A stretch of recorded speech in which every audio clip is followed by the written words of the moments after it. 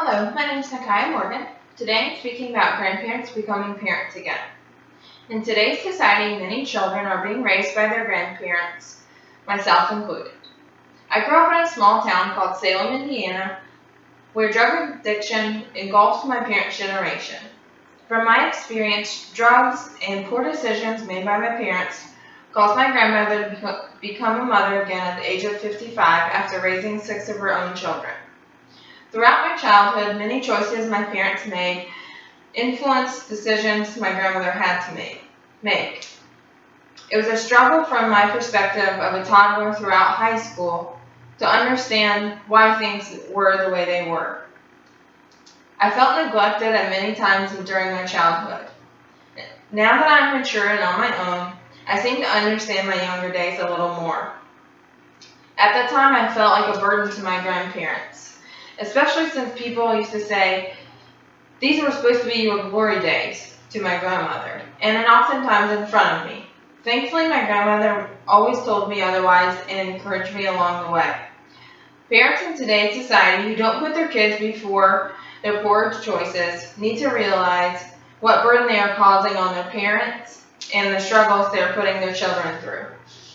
Raising a grandchild can be stressful in many aspects, not only financially, emotionally, and physically, but just making the decision or the right decision for yourself. The parents make decisions that stress the child and the grandparent long-term and short-term. Bad choices of parents affect the grandparents in many different ways.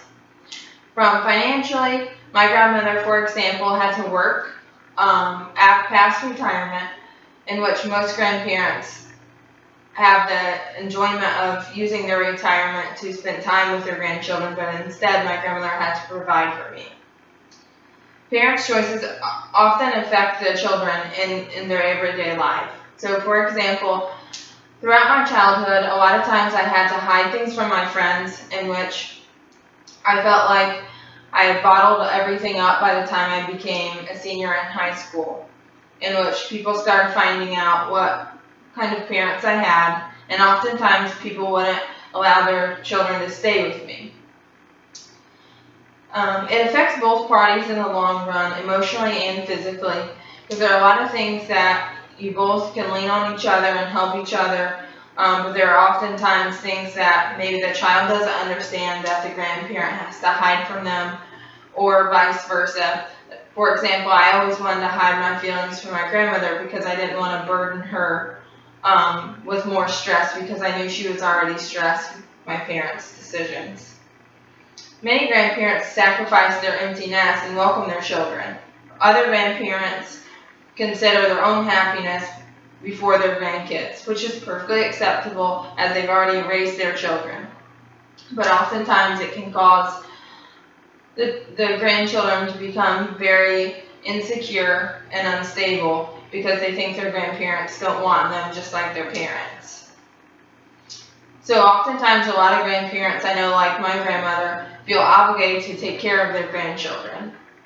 And because my grandmother felt that is her responsibility since her children weren't there to do so. Grandparents who do not want to be involved or have made similar decisions as their children cannot take care of their grandkids, or just simply do not want to because they don't want to interfere with the life that they have been living up to this point. If the grandparents choose to raise their grandkid, it can put a lot of stress on them, but parents that choose to not help their grandkid change the child's mental state for life. I'm very thankful that my grandmother chose to raise me, as I learned a lot of life lessons from her and I enjoyed growing up with her. The aftermath of taking on children at an age near retirement oftentimes puts a huge financial stress on the grandparent. My grandmother, for example, like I said prior, had to work, and she's still actually working to this day, and she's now 75. My grandmother struggled through working 2 jobs to take care of me on top of her Social Security. And oftentimes it puts a financial stress on the grandparent long term of how they're going to put the child through college or help them succeed further in life. If the grandparent lets the child go to a foster home, in the other instance, It may change the child's mental state and emotional state for the rest of their life. As I was explaining before, I had a cousin who actually went to foster care and is now very, very emotionally unstable and has to go through a lot of therapy because she feels that as if her grandparents didn't want her, parents didn't want her, and that, I guess in a sense, she's a failure. Raising a grandchild isn't always negative. There are tons of happy moments to share, and you get to lean on each other during stressful times. You're both feeling kind of the same way, so it's easy for you to relate and talk to each other about stressful things that may be happening. For example, my parents, when they would get in trouble because of the decisions they had made with drugs, it was easy for me to go to my grandmother about how I was feeling, but I couldn't really talk to anyone else about it, so I was very thankful for her.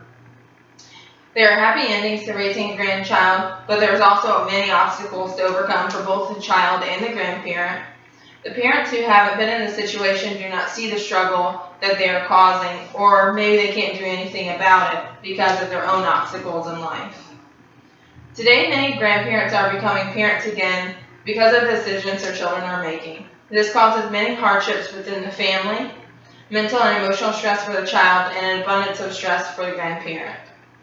We as a society need to make our younger generation more aware of the decisions you make before you have a child. It is a challenge every day for me to live my life without parents who have ignored responsibility and made decisions that affect more than just themselves. I have so much thanks, love, and appreciation to give to my grandmother, as I owe everything I have accomplished to her. I have moved away from my small town. I'm graduating college and I have a very stable job. I am fortunate to have been raised by my grandmother. No matter the struggles we endured, I know we both enjoyed it. Thank you for listening.